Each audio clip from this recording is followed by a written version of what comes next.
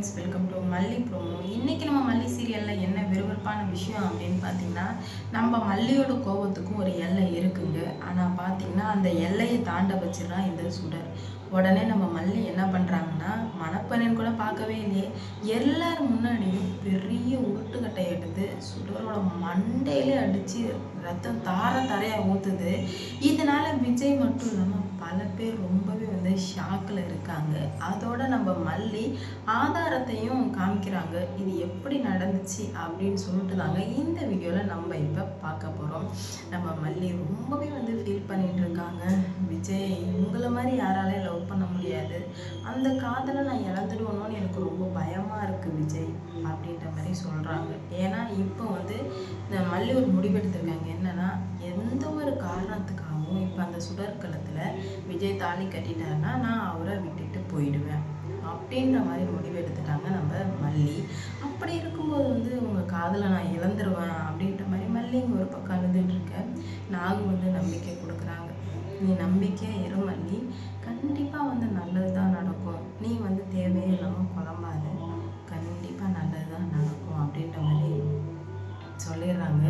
உடனே நீ கடவுள்கிட்ட ஒரே ஒரு விளக்கு மட்டும் ஏற்றிடுவா அப்படின்னு சொல்லுவோமே, மல்லி சொல்கிறாங்க, கோடி கோடிக்கையாக விளக்கு ஏற்றினே, கோடி கோடியாக பிரார்த்தனை பண்ணனே, அப்போ பண்ணால் உதவி பண்ணாத கடவுளாக நீ எனக்கு ஒரே ஒரு விளக்கில் போயிட்டு உதவி பண்ண போகிறாங்க.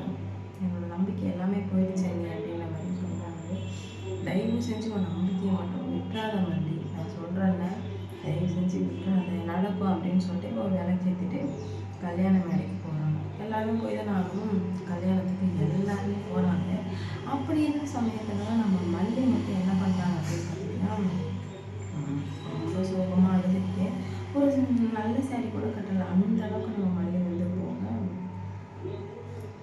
போயிட்டா இவ சுடர் செமையாக சந்தோஷமாக சிரித்து விளையாண்டு பேசி அவள் ரொம்பவே ஹாப்பியாக இருக்கா.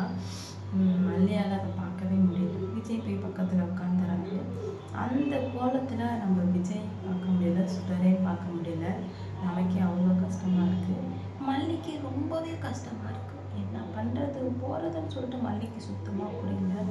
அப்படி இருக்கும்போது சுடர் இருந்துக்கிட்டு டைம் கிட்ட தாலி கட்ட டைம் வந்துருச்சு. அப்போ தான் அவளே வாய் கொடுக்குறான். முன்னாடியே கேட்டான், மல்லி சாரி எப்படி இருக்குது அப்படின்ற மாதிரிலாம் கேட்டான். ஜோடி எப்படி இருக்குது அப்படின்னு வீணுமே விருப்பத்துக்கு நிறையா கேட்டான். ஆனால் பார்த்தீங்கன்னா மல்லி எல்லாத்துக்கும் சரி சரின்னு சொல்லிட்டாங்க. லாஸ்ட்டாக தாலி கட்டுற கொஞ்சம் நேரத்துக்கு முன்னாடி சுடரே வாயை விட்டுறான். இந்த மாதிரி நான் மல்லிக்கிட்ட கொஞ்சம் தனியாக பேசணும் அப்படின்னு சொல்லிட்டு உடனே விஜய் ஏன் வேணுமா இதெல்லாம் பண்ணுறேன் அப்படின்ற மாதிரி கேட்கு. இல்லை விஜய், நான் கொஞ்சம் தனியாக பேசணும், இதில் நீங்கள் யாரும் தலையிடாதீங்க, இது எனக்கும் மல்லிக்கும் சம்மந்தப்பட்ட விஷயம்னு சொன்னதுமே யாருமே தலையில்லை.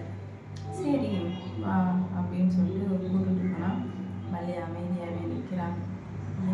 அமைதியாகவே நிற்கிற, பேசு, இதுக்கு மேலே விஜய் முழுக்க எனக்கு தான் சொந்தம். நான் விஜய் இதுக்கு மேலே யாருக்கிட்டையும் கொடுக்க மாட்டேன், நானே பத்திரமா பொத்தி வைக்க போகிறேன் அப்படின்ற மாதிரி சொல்லணும். மல்லி அமைதியாக இருக்காங்க. மல்லியோட அமைதி அவளுக்கு பிடிக்கல. நீ அமைதியாக இருக்கக்கூடாது, யாரென்னா பேச அப்படின்னு உனக்கு என்னதான் பிரச்சனை, எதுக்காக இப்போ என்கிட்ட பிரச்சனை பண்ணுற அப்படின்ற மாதிரி கேட்க. ஏன்னா நீ என்னை எவ்வளோ கொடுமைப்படுத்திருக்க, முன்னாலும் கஷ்டப்படுத்தணும் அப்படின்னு சொல்ல. அப்புறம் தாலி கட்டினது நாங்கள் அனிமன் இருப்போம் அப்படின்ற மாதிரி சொல்லிட்டு இருக்கோமே, மல்லியால் தாங்க முடியல. இங்கே பாரு சுடர், எனக்கு அவ்வளோதான் மரியாதை அதை விட்டுடு. இல்லை நான் பிரச்சனை பண்ணுவேன் அப்படின்னு சொன்னேன். நான் என்ன பண்ணுவேன்னு எனக்கு தெரியாதுன்னு சொன்னேன். என்னடி பண்ண முடியும் அப்படின்ற மாதிரி உங்ககிட்ட வராங்க. கம்பல் ஒரே அட்டி நம்ம மல்லி பக்கத்தில் அந்த கட்டையை எடுத்து நான் சொல்லிகிட்டே இருக்கேன், கொஞ்சம் கூட புரிஞ்சுக்கணும். என்ன பண்ணுவேன்னா நான் சொன்னால் புரியாதா அப்படின்ற மாதிரி மல்லி வேறு லெவலில் பேசுகிறாங்க. நம்ம மொழியாக இதுன்னு சொல்லி ஷாக்காக தான் இருக்குது. அடிச்சு மண்டை ஃபுல்லாக ரத்தனோடு கொஞ்சம் கூட பயப்பில்லையே யாருக்காங்க. என்ன என் பொண்ணு எப்பவும் போனால் இன்ன வரைக்கும் வரலையான்னு சொல்லிட்டு நிஷா பார்த்தா இங்கே ஃபுல்லாக ரத்தத்தோடு இருக்கா. அப்பா இங்கே உடனே வாங்கப்பா, மல்லி நம்ம அக்கா மண்டையை ஒட்டிச்சு ரத்தமாக ஊற்றுது அப்படின்னு சொல்லுவோம். விஜய்க்கு ஒன்றுமே புரியல. என்ன மல்லி இதெல்லாம் அப்படின்னு கேட்டுட்டு உடனே எல்லாத்தையும்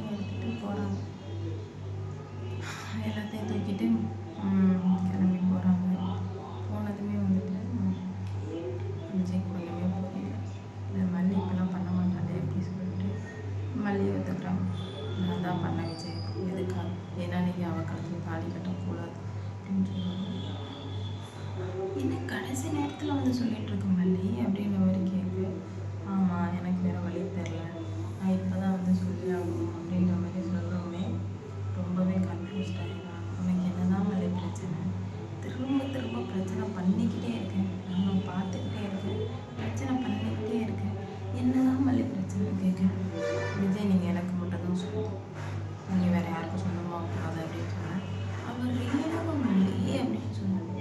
அது வந்து உங்களுக்கு எப்படி தெரியும் அவர் ரேணுகா? நீங்கள் வந்து அவனை நம்பாதீங்க அப்படின்ற மாதிரி சொல்லுவோம். மல்லியில் அறுத்துட்டு ஆரம்பிக்கும்போது விஜய்க்கு ரொம்பவே கஷ்டமாக இருக்குது.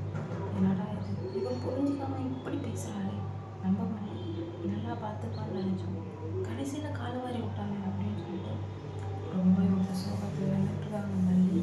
அவங்களுக்கு என்ன பண்ணுறது அப்படின்னு சொல்லி சுத்தமாக புரியல. இப்படி விட்டு வைக்கக்கூடாது அப்படின்ற மாதிரி முடிவுக்கு வராங்க.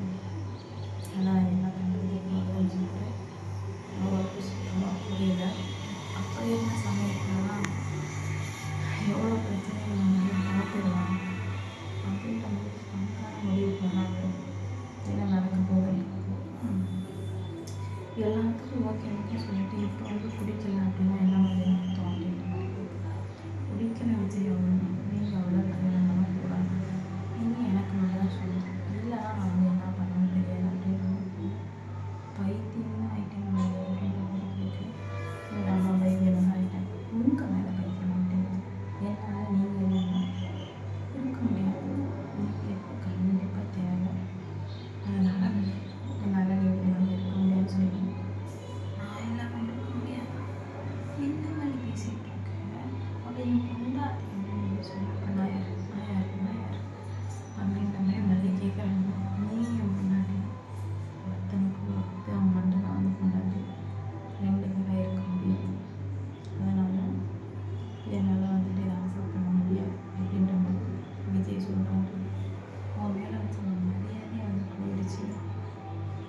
எனக்கு மேலே உனக்கு என்ன எந்த ஒரு சம்மந்தமும் கிடையாது, அதனால் நீ புரிஞ்சுக்கணும், கண்டிப்பாக எல்லாம் பிரச்சனை சரியாக போகும், நீ புரிஞ்சுக்கிட்டனாலும் அப்படின்ற மாதிரி சொல்கிறாங்க.